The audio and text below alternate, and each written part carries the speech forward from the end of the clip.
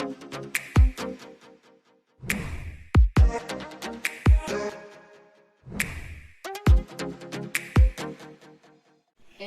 Broiler মাংস লৈছো। এয়া ডাঙৰ সাইজৰ দুটা পিয়াজ কাটি লৈছো। এয়া সৰু মিডিয়াম সাইজৰ দুটা আলু কাটি লৈছো আৰু এই 2 চামুচ মানে আদা নহৰু লৈছো আৰু এটো এটা মিডিয়াম সাইজৰ বিলাহী কাটি লৈছো। কেৰাহী বহাই লৈছো। ইয়াত কেৰাহীখন ধুনীয়াকৈ গৰম হৈ গৈছে। ইয়াত তেল দিলো, তেল দি ললো মাংসখিনিৰ পৰিমাণৰ। এয়া 2 খিলা তেজপাত ইয়াতে লৈছো।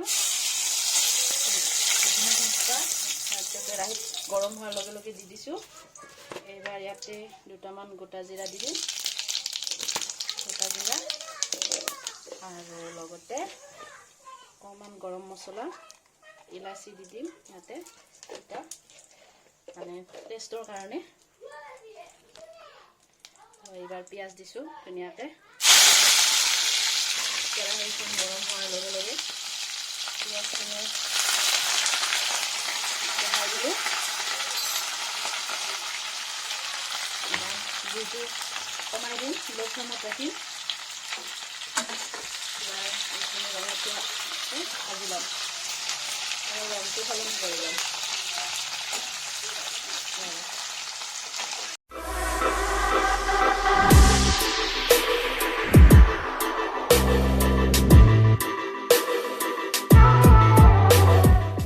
এটা শুকান জ্বলা দি লৈছোঁ পিঁয়াজৰ লগত। এতিয়া ৰংখিনি প্ৰায় সলনি হ'ব ধৰিছে আৰু ইয়াতে এতিয়া মই আদা নহৰুখিনি পিচ ৰংটো প্ৰায় সলনি হৈছে।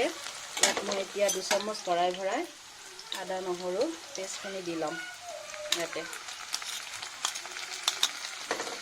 লাৰি দিম, অকণমান ভাজি ল'ম। গেছটো ল' ফ্লেমত ৰাখিম। অকণমান গেছটো ল' কৰি দিলোঁ যাতে আদা নহৰু পেষ্টখিনি জ্বলি নাযায়। আৰু ইয়াতে দিব লগা মছলাখিনি মই ইয়াত লাহে লাহে এড কৰি দিম। ইয়াতে আছে ধনিয়াৰ গুড়ি, এইটো জিৰাৰ গুড়ি। ইয়াতে প্ৰায় আধা চামুচ জিৰাৰ গুড়ি দি দিলোঁ। এইটো মছলাখিনি ল' ফ্লেমত ভাজি ল'ম বৰ্তমান। এতিয়া ইয়াত দিছোঁ এচামুচ মিট মছলা আৰু ইয়াত দিছোঁ আধা চামুচ ৰেড চিলি পাউডাৰ। যিহেতুকে মোৰ মাংস ভাজিম, চিলি পাউডাৰ এড কৰিম প্ৰায় এচামুচ। ইয়াতে মই হালধি পাউডাৰ এইখিনি মই লাহেকৈ এতিয়া ভাজি ল'ম যাতে ইয়াৰ এই মানে মছলাটো জ্বলি নাযায়। তাৰ কাৰণে মই ইয়াতে অকণমান গৰম পানী ব্যৱহাৰ কৰিম। গৰম পানী ব্যৱহাৰ কৰিম। ইয়াতে এইবাৰ এটা মিডিয়াম সাইজৰ কাটি থোৱা বিলাহীখিনি এড কৰি দিম ধুনীয়াকৈ। এইটো কম ফ্লেমত এতিয়া ভাজি থাকিম। ভজা হোৱাৰ লগে লগে ইয়াত মই লাহেকৈ মাংসটো এড কৰি ল'ম।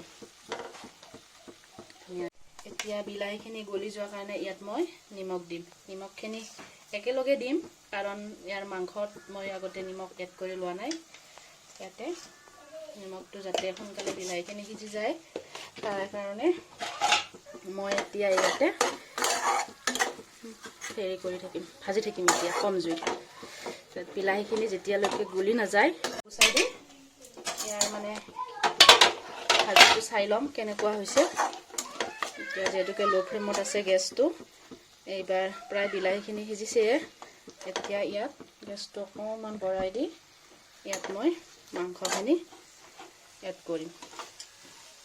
বেছি সিজিব নালাগে, প্ৰায় হৈছে আৰু বেছি সিজিব নালাগে। একেবাৰে মাংসৰ লগত সিজি যাব বাকীখিনি যিখিনি আছে। এতিয়া তেলো ধুনীয়াকৈ বিৰিঙি আহিছে, মছলাটো ভাজা হৈ গৈছে অলৰেডি। ইয়াত মই মাংসখিনি এড কৰি দিম ধুনীয়াকৈ। ইয়াত মই মাংসখিনি এড কৰি দি ধুনীয়াকৈ লৰাই ল'ম। ইয়াতে মাংসখিনি এড কৰি এতিয়া মই ধুনীয়াকৈ লৰাই আছোঁ। ব্ৰইলাৰ মাংস সিজিবলৈ বেছি টাইম নালাগে, হৈ যাব অকণমান পিছত। ধুনীয়াকৈ মই এতিয়া মছলাৰ সৈতে ঢাকনি লগাই মাংসটো ভাজি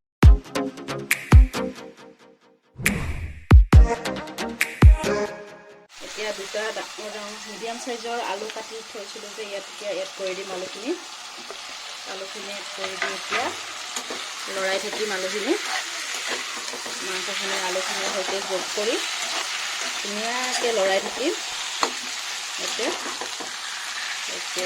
কৰি এতিয়া ধুনীয়াকৈ ঢাকন লগাই দি লাহে লাহে ভাজি থাকিম এতিয়া ঢাকন লগাই দিলোঁ এতিয়া ভাজি থাকিম এবাৰ ঢাকনি গুচাই মাংসটো লৰাই দিম যেন তলত লাগি নাযায় জুইটো মিডিয়াম ফ্লেমতে আছে তথাপিও তলত লাগি যাব পাৰে সেইটো প্ৰায় মাংসটো ভাজা হৈ যাব আৰু অকণমান টাইম লাগিব এতিয়া আকৌ ঢাকনি লগাই দি 4-5 মিনিটৰ মূৰে মূৰে মাংসটো চেক কৰি থাকিম দিবৰ কাৰণে এতিয়া গৰম মছলা ইয়াতে খুন্দনাত খুন্দি ল'ম মাংসৰ বনোৱা শেষত দিব লাগিব এতিয়া মই এইখিনি খুন্দনাত ধুনীয়াকৈ খুন্দি ল'ম মছলাখিনি গৰম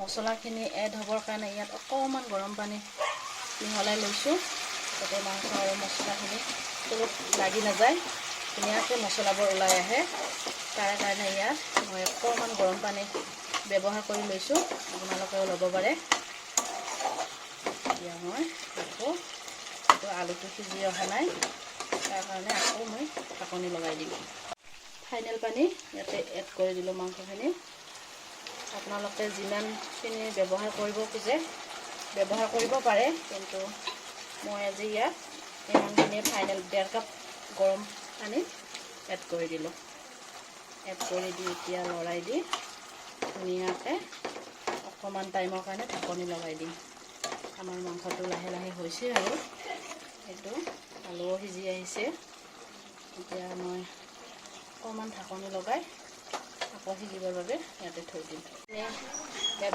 দি দিম গৰম মছলাখিনি গৰম মছলাখিনি দি দিলোঁ এতিয়া আমাৰ মাংসটো ৰেডি হ'ল এতিয়া আমি মাংসটো এতিয়া নমাই ল'ম এতিয়া এইটো খাব পৰা হৈ গ'ল ধুনীয়াকৈ এইটো কালাৰটো চাওক কি ধুনীয়া আহিছে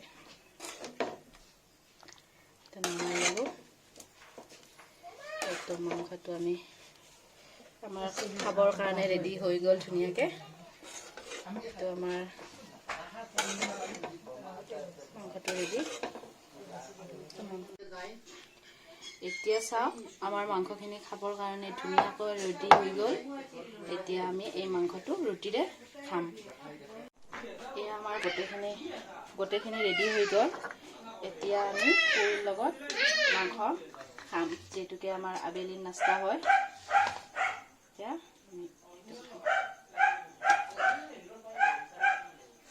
আমাৰ আবেলিৰ নাস্তা লগত পুৰি এতিয়া মাংস ধুনীয়াকৈ ৰেডি হৈ গ'ল